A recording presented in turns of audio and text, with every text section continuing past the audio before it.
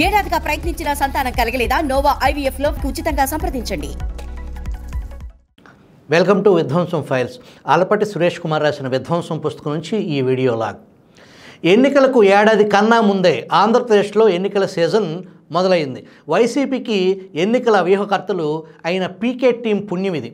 నిజానికి వైసీపీ అధికారంలోకి వచ్చిన దగ్గర నుంచి జగన్ టీంకు ఎన్నికల సమయం కానిది ఏమీ లేదు. ముఖ్యమంత్రి కుర్చీలో కూర్చున్న దగ్గర నుంచి ఆయన ఈ 5 ఏళ్ల తర్వాత రానున్న ఎన్నికలను దృష్టిలో ఉంచుకుని పాలిస్తూ వచ్చారు. దానికి పాలన అనదలిస్తే వైసీపీ ఎన్నికల వ్యూహంలో కేంద్రకం, దాని చుట్టూ ఉన్న వృత్తం, ఈ మధ్యలో వైశాల్యం అంతా జగనే. కాబట్టి జగన్ కేంద్రంగా ఏడాదికి ముందే పీకే టీం ప్రచార కార్యక్రమాలు రూపొందించింది. ముఖ్యమంత్రి ఫోటోతో పాటు మా నమ్మకం నువ్వే జగన్ అని రాసి ఉన్న స్టిక్కర్ను ప్రతి ఇంటిపైన అంటించడం అందులో ఒకటి. మరోపక్క జరగబోయే యుద్ధం దుష్టులకు మంచికి మధ్య, పెత్తందారులకు పేదలకు మధ్య అంటూ జగన్ సభల్లో ఆయనతో విచిత్రమైన ఉపన్యాసాలు చెప్పించడం మొదలుపెట్టారు. గడప గడపకు కార్యక్రమంపై జగన్ ఎంత శ్రద్ధ పెట్టింది గమనిస్తే దానికి ఆయన ఇచ్చిన ప్రాధాన్యత అర్థమవుతుంది. సమీక్షా సమావేశాల్లో ఆయన స్వయంగా మా నమ్మకం నువ్వే జగన్ స్టిక్కర్లు ఇంటింటికి అంటించాలని చెప్పారు. ప్రజల సెల్ ఫోన్లకు జగన్ స్టిక్కర్లు అంటించాలన్నారు. మార్చి 18 నుంచి జగనన్నే మా భవిష్యత్తు ప్రచార కార్యక్రమం ప్రారంభించాలని ప్రణాళిక వేశారు.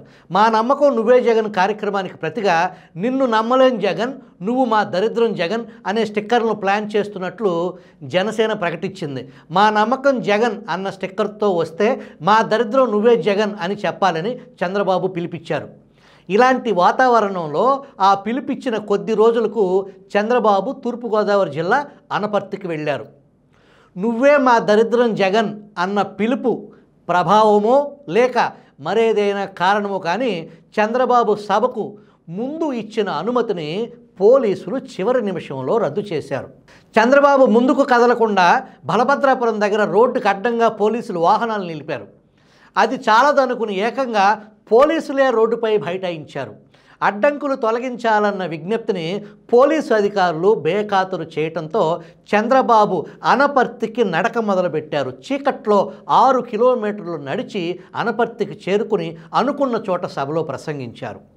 చంద్రబాబు కార్యక్రమాన్ని అడ్డుకునేందుకు పోలీసులు అడుగడుగునా ప్రయత్నించారు.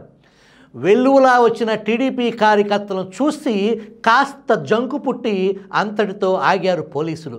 చివరి ప్రయత్నంగా సభ జరుగుతుండగా విద్యుత్ సరఫరా నిలిపివేశారు. సభకు వచ్చిన జనమంతా సెల్ ఫోన్ లైట్లు వెలిగించారు. ఆ వెలుగులోనే సభ కొనసాగింది.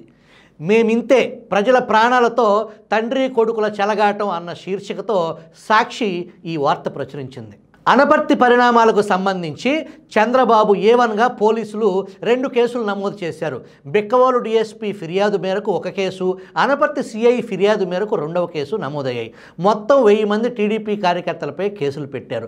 బలభద్రాపురం నుంచి పాదయాత్రగా వెళుతున్న చంద్రబాబు భద్రతను పోలీసులు గాలికి వదిలేశారని ఆయనకు సెక్యూరిటీగా ఉన్న ఎన్ఎస్జీ దళం ఢిల్లీలో పై అధికారులకు నివేదిక పంపినట్లు ఆంధ్రజ్యోతి వార్త ప్రచురించింది.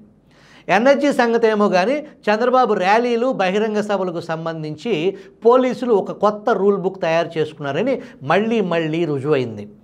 జగన్ అధికారానికి వచ్చిన కొత్తలో అమరావతి పర్యటనకు వెళ్లిన చంద్రబాబుపై చెప్పులు రాళ్లు పడిన వైనాన్ని అప్పటి డీజీపీ గౌతమ్ సవాంగ్ ప్రజాస్వామ్యంలో నిరసన హక్కు కింద సమర్థించిన నాటి నుంచి ఇది రుజువవుతూనే వస్తుంది.